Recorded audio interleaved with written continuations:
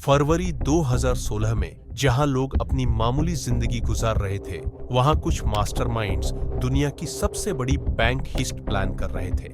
यह है Bangladesh bank cyber heist की कहानी, $1 बिलियन की बैंक रॉबरी जिसने दुनिया को हिला दिया। मैं आपको इस हीस्ट के राज बताने जा रहा हूं। यह कहानी किसी ड्रामा से कम नहीं।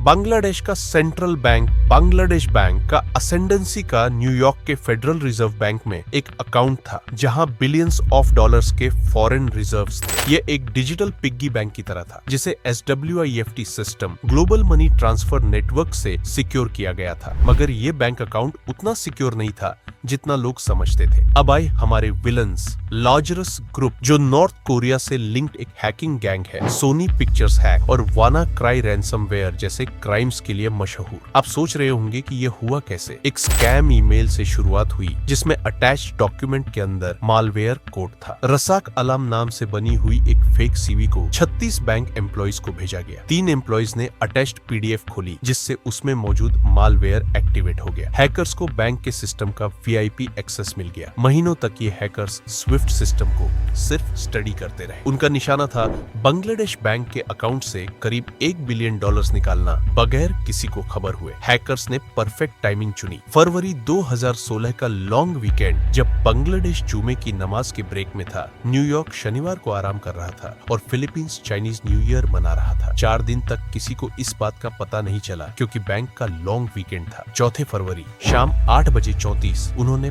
35 fraudulent SWIFT transfers New York Fed को भेजे। फिलीपींस और श्रीलंका के अकाउंट्स में पैसे ट्रांसफर किए। ये काम उन्होंने ऐसे किया जैसे कोई 20 रुपए वेनमो करता हो 35 बार, लेकिन 20 रुपए की जगह ये $951 मिलियन की बात थी। अब ट्विस्ट ये था कि हैकर्स ने फाउंडेशन की जगह फाउंडेशन लिख दिया और जर्मनी के एक बैंक ने रेड फ्लैग उठा दिया, फौरन रिपोर्ट कर दी, जिसकी वजह से न्यूयॉर्क फेड ने बाकी के $850 मिलियन फ्रीज कर दी। एक स्पेलिंग मिस्टेक ने दिन बचा लिया। अगर उस वक्त ग्रामरली होता उनके पास तो यह न होता। मगर $81 मिलियन फिलीपींस के रीजल कमर्शियल बैंकिंग कॉरपोरेशन के शैडी अकाउंट्स में जा चुके थे। फिलीपींस में हैकर्स ने पैसे को कसिनोस में लॉन्डर किया, ब्लैकजैक और पोकर के जरिए डिजिटल डॉलर्स को कैश बनाया। एक करप्ट बैंक मैनेजर ने इसमें उनकी मदद की और पैसे ऐसे गायब हुए जैसे वो कभी थे ही नहीं। अब तक सिर्फ $18 मिलियन ही रिकवर हुए हैं। बाकी $63 मिलियन